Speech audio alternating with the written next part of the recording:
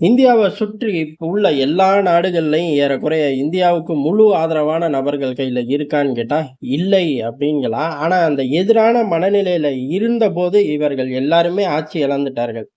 இப்ப இந்தியாவோட அனுசரிச்சு பயணிச்சா மட்டும் தான் அதிகாரத்துல உட்கார முடியுங்கிற நிலைமை தான் ஸ்ரீலங்காவாகட்டும், மால்தீவ் ஆகட்டும், நேபாள் ஆகட்டும் இப்படி படிப்படியா சொல்லிக்கிட்டே இருக்கலாம். பங்களாதேஷ்ல இன்னைக்கு எப்படி நிலைமை இருக்கு அப்படின்னா, ராணுவம், எதிர்க்கட்சி இது 2மே நமக்கு சொல்லிக்கிற மாரி கிடையாது. உன்ன சொல்லப்போனா ஷேக் ஹசீனா இருந்த லெவல் கிடையாது அப்படிங்கிறது. ஆனா இந்த 2 நபர்களும் ஷேக் ஹசீனாவ நெருங்கி பயணிச்சா மட்டும் தான் தொடர்ந்து பயணிக்க முடியும். இல்ல அப்புட்ன்னா பொழப்பு நாறி போயிருங்கிறத ரொம்ப தெளிவாவே டெல்லி எடுத்து சொல்லிருச்சு. உதாரணமா ஷேக் ஹசீனா அங்கருந்து வந்த விதம், டெல்லி சப்போர்ட் பண்ண விதத்த பார்த்தாலே, எதிரிகள் கரெக்ட்டா கனெக்ட் பண்ணா அவங்க தல தப்பும். இல்லை அப்புட்ன்னா அவங்க தலையும் தப்பாது அப்படிங்கிறத ரொம்ப தெளிவா குடுத்திருக்கார்கள். ஏன் அப்புட்ன்னா, இவர்கள் கிளம்புறதே இறுதி கட்ட முடிவு தான்.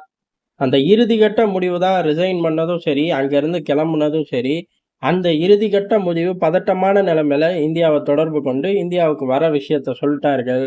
அவங்க நாட்டுல இருந்து ஷேக் ஹசீனாவோட விமானம் புறப்பட்ட உடனே ராணுவ போக்குவரத்து விமானத்துல தான் பயணிக்கிறார்கள். விமானம் டேக் ஆஃப் ஆயிருச்சு. இருந்தாலும் இந்தியா அந்த விமானம் வரக்கூடிய பாதை, அதாவது பங்களாதேஷ் எல்லைக்குள்ளேயே இந்தியாவோட ரஃபேல் விமானங்கள் பாதுகாப்பு குடுத்திருக்கு. அப்படி ஒரு பாதுகாப்பு குடுத்து தான் ஷேக் ஹசீனாவை இந்தியாவுக்குள்ள கொண்டு வந்திருக்கோம். இந்தியாவுக்குள்ள வந்து இறங்குனதுக்கு அப்புறமே பேஸ்ல கமாண்டர் வரவேற்றதாகட்டும், அதே சமயம், அதே நேரம் அங்க அஜித் தோவலும் இருந்திருக்கார். ஷேக் ஹசீனா வந்து ரீச் ஆனதுக்கப்புறம் இவர் உள்ள போனார் அப்படிங்கிற மாரி முதல் கட்ட தகவல் இருந்துச்சு. ஆனா அப்படி கிடையாது. அவங்க வந்து இறங்கும்போதே இவரு இருந்திருக்காரு. ரிசீவ் பண்ணியிருக்காரு. பல விஷயங்கள் பேசப்பட்டிருக்கு. அது என்னென்ன அப்படிங்கிறது நாட்கள் செல்ல வெளியில தெரியும். ஆனா இந்த அளவுக்கு எங்கனால செய்ய முடியும் அப்படிங்கிறத நிரூபிச்சு காட்டியிருக்காங்க. ஏன் அப்புட்ன்னா, இது பங்களாதேஷ்க்கு மட்டும் கிடையாது. இந்த ஒட்டுமொத்த கலவரத்திலயும் நாங்க உள்ள புகுந்தா ஆட்டம் கூட மாறி இருக்கும் அப்படிங்கிற தகவல யாருக்கு சொல்றார்கள் அப்புட்ன்னா, அமெரிக்காவுக்கு இந்தியா சொல்லுது. காரணம் இந்த முழு விளையாட்ட விளையாடுனதே அமெரிக்கா தான். அப்படி இருந்தும் நாங்க இதுல பெருசா தலையிடலை. தலையிட்டிருந்தா ஆட்டம் மாறி இருக்கும். அதனால இவ் புதிய அரசாங்கத்த வச்சு இந்தியாவுக்கு எதிரா எந்த சேட்டையும் எந்த காலத்திலயும் பண்ணிறாதீங்க அப்படிங்கிறதையும், இதன் மூலியமாவே டெல்லி தெளிவா புரிய வச்சிருச்சு அமெரிக்காவுக்கு அப்படின்னு பார்க்கப்படுது. அடுத்த கட்டமா கேட்கவே வேணாம். உள்ளூர்ல இனிமேல் இருக்கக்கூடிய ஆட்களுக்கும் அதே நிலைமை தான். அதையும் தெளிவாவே சொல்லிட்டார்கள் அப்படிங்கிறது தான் டெல்லியில பேசப்படுற விஷயமா இருக்கு. இத 2யும் தாண்டி ஷேக் ஹசீனாவோட அடுத்த கட்ட திட்டங்கள் என்ன அப்படிங்கிறது தான், பொதுவாவே அரசியல்வாதி இல்லை அப்படின்னு சொன்னா அத ஏத்துக்கவே கூடாது. அந்த மாரி தான் ஷேக் ஹசீனாவோட பையன் சொல்லியிருக்காரு. இனிமேல் எங்க குடும்பம், அதாவது எங்க அம்மா திருப்பி இங்க வரப்போறது கிடையாது. நானும் அரசியல்ல வரப்போறது கிடையாது. இந்த நாட்டுக்கும், நாட்டு மக்களுக்கும் எங்க குடும்பம் ஏகப்பட்டத செஞ்சு இழந்து தான் போயிருக்கோம். அதனால வரப்போறதெல்லாம் கிடையாது. நீங்க அனுபவிக்கிறத அனுபவிங்கடா அப்படின்னு சொல்லியிருக்கார்கள்.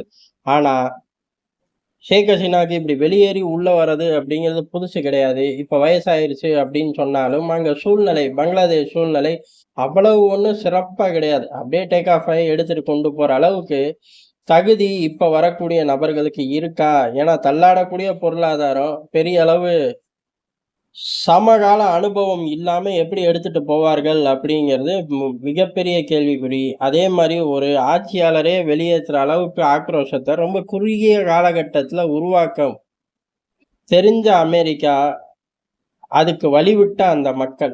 அதே மாரி இன்னொரு சூழ்நிலைய வேற ஒரு நபரும் உருவாக்கிற முடியும். அது அமெரிக்கா தான்னு இல்ல. பொதுவாவே அமெரிக்கா ஒரு வித்தைய ஒரு பகுதியில கத்துக் குடுத்துச்சுன்னா, அந்த வித்தைய முதல் மைலேஜ் அமெரிக்கா எடுத்துக்கும். அதுக்கடுத்து அதுல உள்ள பிளேயர்க எடுத்து அமெரிக்காவுக்கே ஆப்பு வைக்கிற அளவுக்கு மாறுவாய்ங்க.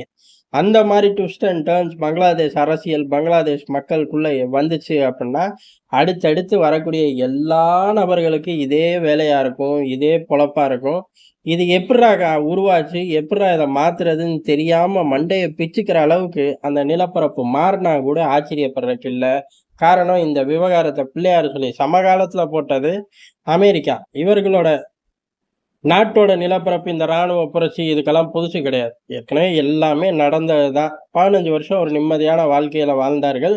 மீண்டும் கெட்ட காலம் திரும்புது அப்படிங்கிற மாரி எடுத்துக்கலாம். இது எல்லாம் எவ்வளவு வேகத்துல வரப்போகுதுங்கிறது எல்லாம் இந்தியாவோட பங்களாதேஷ் எப்படி அனுசரிச்சு பயணிக்க போகுது? புது ஆட்கள் எப்படி பயணிக்க போறார்கள்?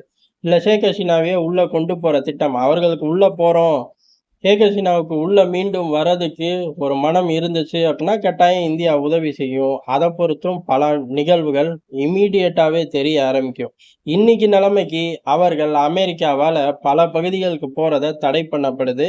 இவர்கள் ஏற்கனவே யுகே சிட்டிசன்ஷிப்பும் வச்சிருக்கார்கள். அதனால பிரிட்டன் போறதுக்கு பிரகாசமான வாய்ப்புகள் இருக்கு. ஆனா அமெரிக்கா ஊருக்குள்ள விடுறதுக்கு யோசிக்குது, தடை பண்ணுது. அப்ப இந்தியாலயே இருக்கறக்கு அதிக வாய்ப்பு இருக்கு அப்படிங்கிறது ரொம்ப தெளிவா தெரியுது. அமெரிக்கா இத கொண்டாடுது. இவங்க வெளியேறினது, பதவி விலகினது எல்லாமே எங்களுக்கு நல்ல செய்தி தான் அப்படின்ட்டார்கள். அதே மாரி அமெரிக்காவுக்குள்ள வரதோ, இல்ல ஐரோப்பாவுக்குள்ள பயணிக்கிறதையோ அமெரிக்கா விரும்பாம தடுக்குது அப்படிங்கிற தகவல்களும் தொடர்ந்து பரவுது. ஆனா பிரிட்டன் போறத தடுக்க முடியுமானா, பிரிட்டன் இவர்கள வரவேற்க தயார் தான். ஏற்கனவே சிட்டிசன்ஷிப் இருக்கு. பல சொத்துக்கள் அங்க இருக்கும்.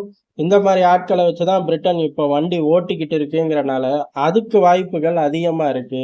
அப்படி இல்லை அப்படின்னாலும், இந்தியாலயே இருக்கறக்கும் அதிகமான வாய்ப்பு இருக்கு. இப்ப இது 2ம் முடிஞ்சதுக்கப்புறம், மீண்டும் பங்களாதேஷ் அரசியல்ல போவார்களா? இல்லையாங்கிறது, அஜித் தோவல், ஷேக் ஹசீனாவோட சந்திப்பு, அந்த சந்திப்புல என்னெல்லாம் பேசினார்கள்ங்கிற பொறுத்து தான். ஒருவேளை போக விருப்பம் இருக்கு அப்புட்ன்னா, அதுக்கான ரோட் மேப்ப இந்தியா தயாரிக்க ஆரம்பிச்சிருக்கும்.